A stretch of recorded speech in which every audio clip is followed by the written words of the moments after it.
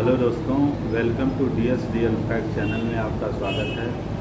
पुनः हम आत्महत्या के सेकंड पार्ट में आपका स्वागत करते हैं। पहले पार्ट में हमने थोड़ा बहुत बारीकियों को बताया था, लेकिन सेकंड पार्ट में आत्महत्या लोग इसीलिए करते हैं कि उनके जो सपने होते मर जाते हैं। सपनों का मर जाना सबसे खतरनाक होता है, जिससे लोग आत्महत्या करते हैं। आत्महत्या में आदमी खुद की ही जान ले लेता है, यानी कि बहुत से ऐसे कारण होते हैं जब आदमी अपनी खुद की जान लेके आत्महत्या कर लेता है, लेकिन वो नहीं जानता कितनों को दुख दे जाता, कितनों को दर्द दे जाता और कितनों को आंसू दे जाता है।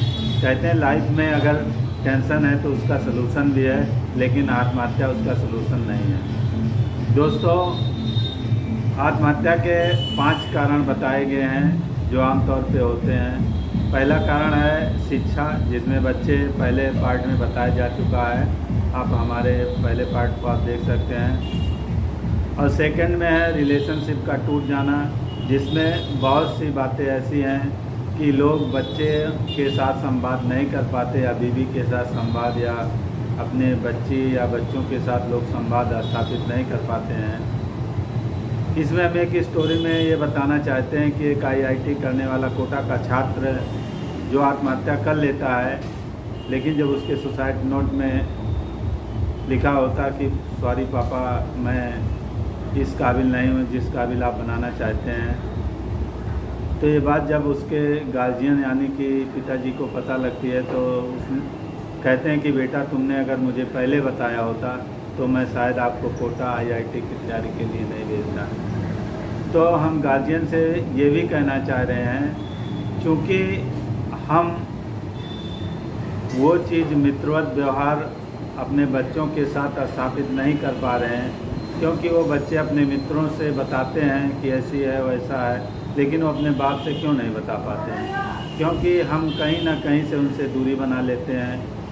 जैसे वो पढ़ाई में ठीक नहीं है या वो चीज़ करना चाहते हैं लेकिन नहीं कर पाते, हम प्रेशर बनाते हैं कि नहीं वो करना है। तो ऐसे सब सवालों और बातों को लेकर भी वो डिप्रेशन में जाके आत्महत्याएं कर रहे हैं। और एक लड़की जो फ़ोन पर बात करते हुए अपनी सहेली से बात करते हुए रो रही थी, लेकिन जैसे उसकी माँ की एंट्री होती है, लेकिन माँ ने उसका रोना सुन लिया था, तो कमरे में आके पूछती है, बेटी क्या कारण है, तुम रो रही थी? तो उसने कहा, नहीं मम्मी, ऐसी कोई बात नहीं है। लेकिन जब ये बात उसकी माँ ने अपनी सहेली से बताई, तो उसकी सहेली ने कहा कि कहीं तुम्हारी लड़की का किसी लड़के के साथ चक्कर तो नहीं है। तो वो लड़की से अपने कमरे में ले जाके उसकी माँ बात करती है, तो लड़की उससे झपट के रोने लगती है, लिपट जाती है यानी कि। लेकिन हम ये कहना चाह रहे हैं कि क्या हम मित्रवत व्यवहार जब हम उनसे स्थापित करेंगे, तो जो बातें वो मित्र को बताते हैं, क्या अपने माँ बाप को नहीं बताना चाहते हैं, लेकिन हम उतनी नज़दीकियाँ उनसे नहीं स्थापित कर पाते हैं, क्योंकि हम अपने ईगो में रहते हैं, उनको अड़काना चाहते हैं, अपनी बात को ही सब सही सिद्ध करना चाहते हैं। क्योंकि वो हमारे लहलहाते खेत हैं, अगर उसमें पानी लगा है तो पानी कटने ना पाए, उसको मेड़ को हमें ही रखवाली करनी पड़ेगी। क्योंकि जिस तरह से एक पतंग एक धागे के सहारे आसमान में उड़ती है, अगर धागे को ठीक से नहीं संभाला गया तो पतंग उड़ के कहाँ जाएगी, उसका कोई अस्तित्व नहीं है।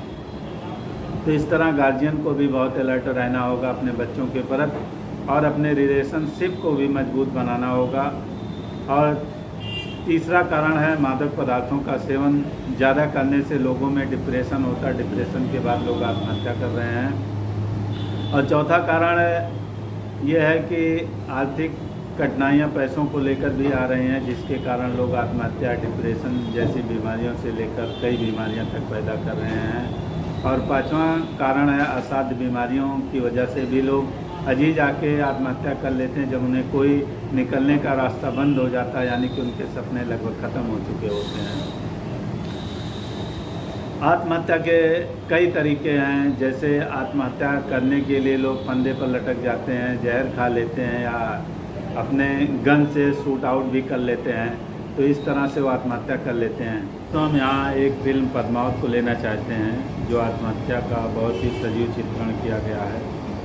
क्योंकि इस पद्मावत फिल्म में जो जिसके डायरेक्टर संजय लीला बंसाली जी हैं और इसमें मुख्य किरदार में दीपिका पादुकोण पद्मिनी के भूमिका में है और शाहिद कपूर जो राणा रतन सिंह इनके पति हैं और रणवीर सिंह जो तुर्की शासक अलाउद्दीन खिलजी का रोल निभाया है। चूँकि पद्मावत एक भारतीय ऐतिहासिक फिल्म है जो चित्तौड़ के राजपूत घराने की रानी पद्मिनी की कहानी है जो राणा रतन सिंह की पत्नी होती हैं। चूँकि उस समय दिल्ली सल्तनत के तुर्की शासक अलाउद्दीन खिलजी जो उनकी सुंदरता पर मुग्ध होकर चित्तौड़ पर आक्रमण किया। क्योंकि चित्तौड़ की कहानी को बहुत ही सुंदर ढंग से बंसाली जी ने प्रस्तुत किया है, लेकिन महल में पहुंचने से पहले ही रानी पद्मिनी अपने अन्य स्त्रियों के साथ जौहर कर लेती, यानी कि वो आग में जलकर मर जाती हैं।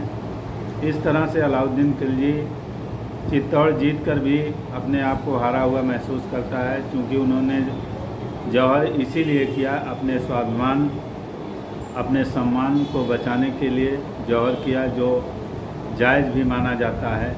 लेकिन दोस्तों, आज जो छोटी छोटी बातों पे उलझ कर लोग आत्महत्या करते हैं वो कहीं से भी जायज़ ठहराया नहीं जा सकता है।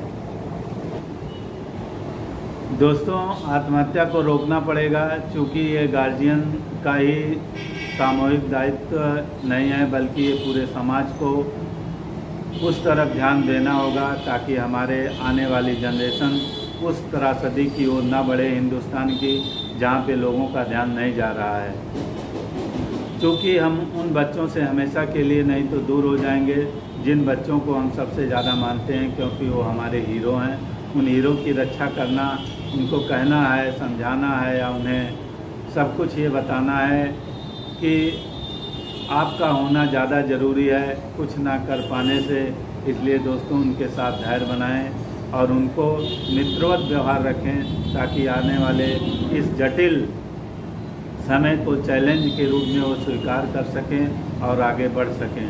जय हिंद दोस्तों।